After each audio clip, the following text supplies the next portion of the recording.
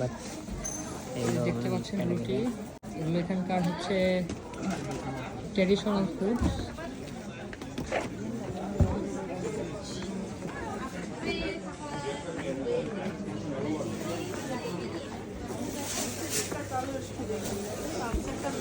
আজকে আমরা এখানকার কিরগিজস্তানের ট্রেডিশনাল খাবার কিনেছি, লাপুস্কি বলে এটাকে।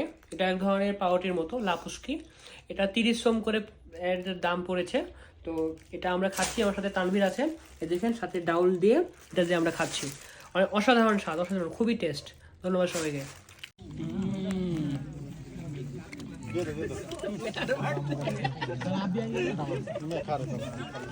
আর সাথীদা তাকাও এদিকে, ব্লগের মধ্যে বেবি বেবি দেখতে পাচ্ছেন রুটি, এগুলো এখানকার হচ্ছে ট্র্যাডিশনাল